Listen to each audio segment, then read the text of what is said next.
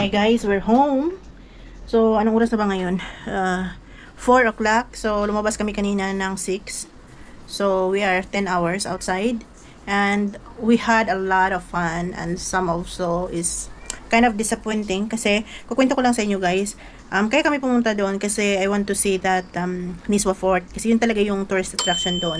So, for your information, at saka kung nandito kayo at gusto niyo lang talagang makita, of course, ma-appreciate nyo kasi it was built 17 years ago. And how many years was that? It was so amazing experience na that place, we went there and see that beautiful place. The bad sides only, para sa akin to kaya kinukwento ko sa inyo para meron kayong knowledge kung ano bang gagawin nyo, kung pupunta ba kayo or hindi. Kasi meron siyang entrance guys na 5 real for expat. But if you are local, I think 1 real or for kids free. Yung 5 reals guys is like 800 pesos yun sa Pilipinas. So, yung 800 pesos na yun guys, papasok ka doon, walang tour guide, walang mag-i-explain sa'yo. So, all you can do is just to read, understand yourself, kung ano ba talagang meron doon. Basta alam natin na historical place yun kasi dati yun yung nakastand ba na sobrang tagal na nakasel na hanggang ngayon nandyan pa. Nakaka-ghost bomb yun from my part kasi can you imagine how many years was being there tapos napuntahan mo. Ngayon lang, bad sides lang doon kasi guys, so, yun nga, ang bad size lang kasi doon guys, yung 800 reals na, wala kang madatnan na tao na tutulong sa'yo, yun lang entrance. And then, yung entrance pa nga, minsan walang tao doon, walang nagbabantay. Can you imagine that? And they're asking you 800 pesos. At wala ka man lang makuhang tubig. Wala silang free na ibigay sa'yo for only that. Wala kang knowledge ba na makuha. And you're paying for 800 pesos. So, yun lang naman yung masasabi ko. So, for me, kasi napuntahan ko na, experience ko na, I will not go back there again. Okay? Yung sa Souk naman, it was nice when you love walking kasi while you're walking, you can see a lot of beautiful things surrounding. Okay, may mga puno, may kita nyo naman, nag-snack tayo doon, o not snack, umiinom tayo doon ng buko. So, nakaka-entertain siya na, lalo na siguro pag hapon, maganda yung vibe doon. Gustuhan ko yung Souk guys at babalik ako doon syempre kasi free naman yung Souk eh. Yun yung nagugustuhan ko, tsaka makikita ka ng maraming tao na iba-ibang tao, hindi lang local. So, nakaka-amiss yung lugar na yon. The third one was that Falaj, ano yan? Falaj Daris, yeah, Falaj Daris. Guys, my God. Kung sasabihin nila ngayon na tara punta tayo Falaj, maligo tayo, pupunta ako.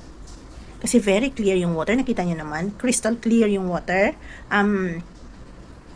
Kakita-kita talaga siya. Though may mga fish, pero pag lumalangoy ka naman, mawala naman yung fish. Nagtatago naman kung saan-saan sila.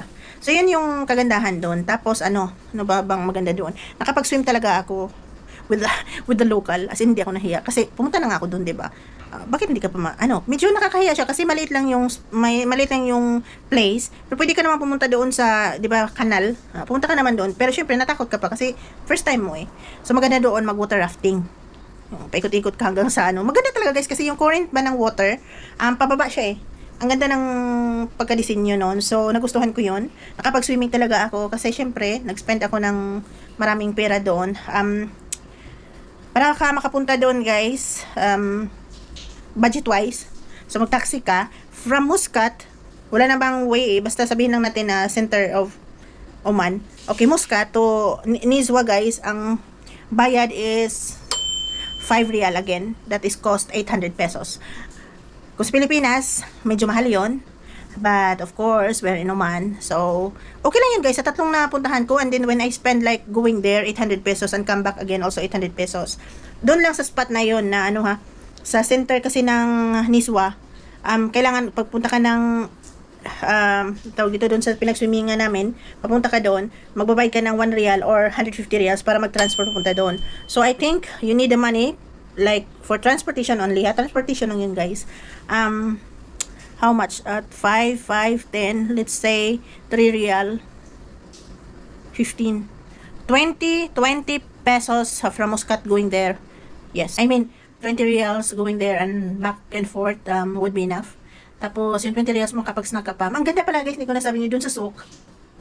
Kasi, meron silang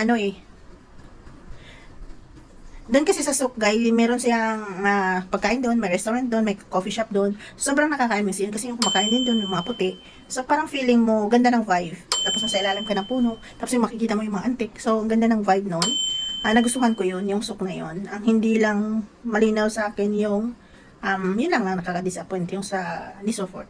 Although majestic naman yung form talaga niya, majestic naman yun. Hindi ko lang nagustuhan doon yung 5 real, 800, and you learn nothing. Kasi wala namang turo sa iyo. Kahit kunti explain lang, pa-welcome lang, or a barrel of water, kasi while you're roaming around, napagod ka. So, they don't give you a chance like to get water or like a free water for that out of 800 pesos. So, yun yung nakakadismaya sa akin. So, for me, para sa inyo, kung gusto niyo pumunta, then good. Kasi magnificent naman talaga. But for me, I will not come back there again. But for Swok, for Falad's Daris, check tayo doon, guys. So, yun nga, nandito na tayo. Ano pa ba mga katanungan, mga kamamaya? Anuhin natin. So, yun lang siguro, guys. Nag-order tayo ng food ngayon. Kakain tayo. Hindi matutulog na tayo kasi lantang-lanta yung lulan nyo. But, after all, it was so amazing experience. I was so happy and looking forward to go another place. Mag-explore tayo ng place, another place ito. So, hanggat nandito pa tayo. Kasi we're creating memories, guys. Okay? I'm creating memories kasi, syempre, kailan pa ba tayo hindi aalis or kailan pa ba tayo lalakad, pumatanda na tayo. Hindi na tayo makaupo. So, this is what I want while I can still walk. I can still earn money.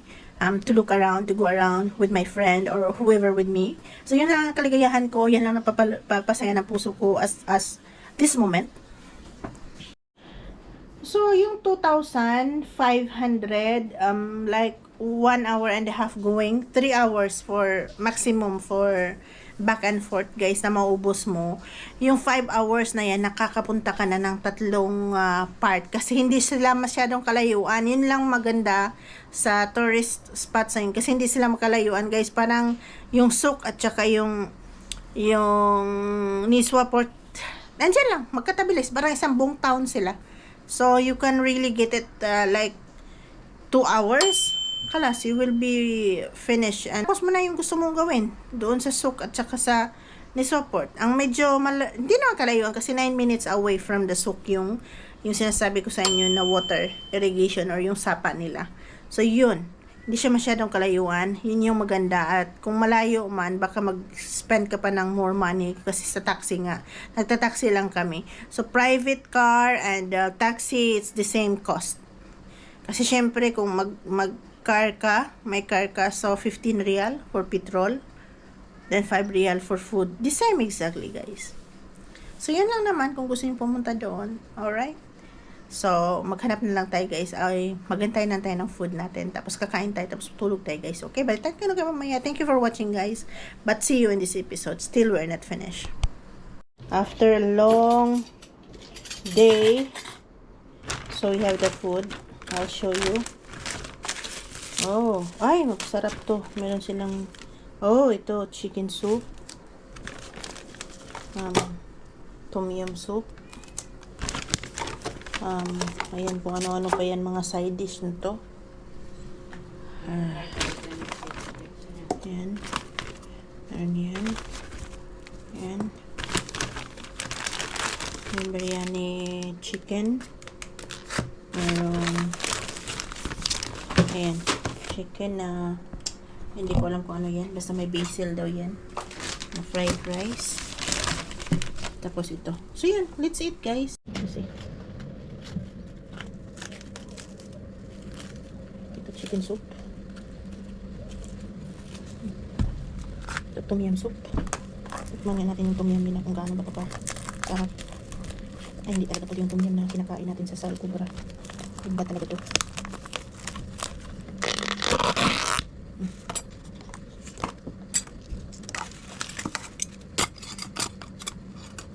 So, tikman natin, guys, yung tom yum. Masarap na to. Ay, masarap.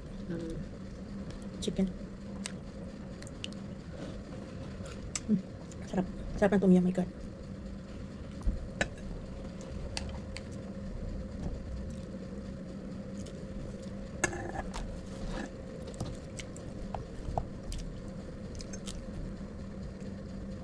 Sabi niya ilang tao sa pwede. Tama, launa. Hindi ko nga ito din sila nakilala sa personal eh. Sa ano lang, sa message lang. Tignan mo yung tom yum. Tignan mo din to. Hindi mo lang yan.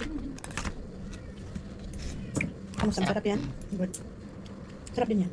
Tama lang yung anghang. Yeah? Okay lang. Pero gusto ko. Masa- Masim. Ayaw, masarap yun. Baka nakita yung mga grupo ko to eh. I mean, lunes bukas, day off din yun. Tapos sabihan ko nga ang cookies, imit niya na lang doon. May bibigay pa ng cookies sa akin. Oo, pwede din. Sabi niya, no worries daw. Ano niya daw, I will teach you. Tapos siya daw yung magtitik ng video at pictures pa. Siya magtik ng videos. Yan, o, stand man lang yan doon. Videos na tayo. Sabi ko, okay, good, see you tomorrow. Maulaw pa tayo magkabundol-bundol. Tapos i-delete ko na yan. Ganyan ako mag-message kay kasi tapos pinapadelete ko kasi nga baka makita ni lalaki.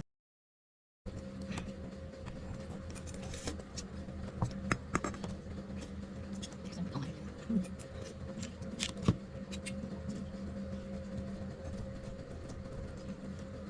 Sabi niya sa akin, sabi niya, pag wala daw doon yung may-ari, sabi niya, you give you free. Pero sabi niya pag nandoon, or yung manager desk head office daw nila, kung walang checking daw, magbayad lang daw tayo ng 30 minutes.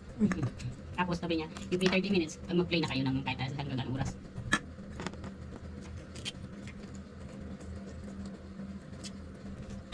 Pero sabi niya rin, sabi niya, oh, kung nandoon daw, isa lang daw yung babayaran. Tapos half lang, tapos libre na daw isa. Dami niyang option.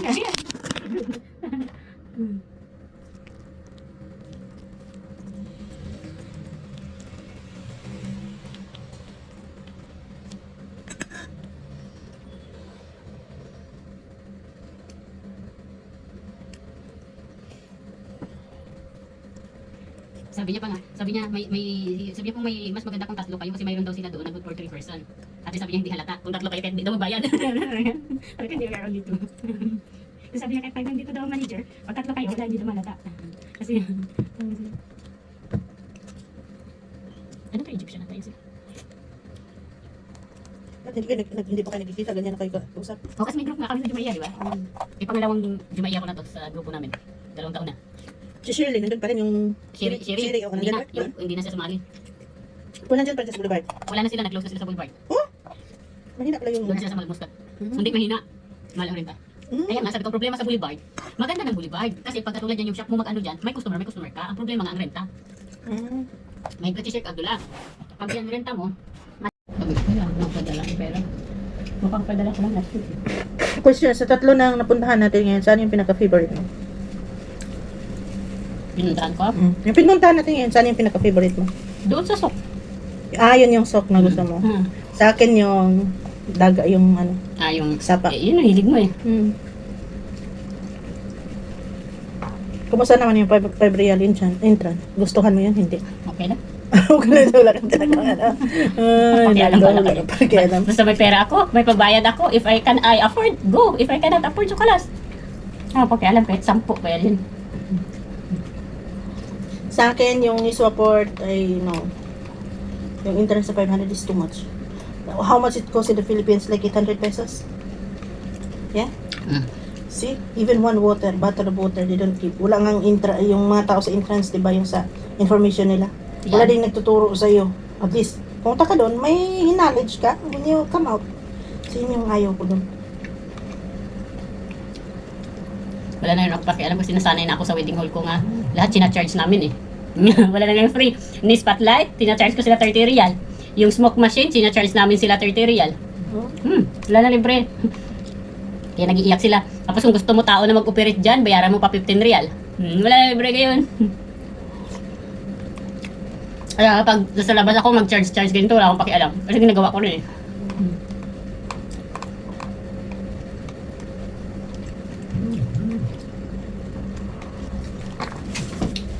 Mukhang ano ko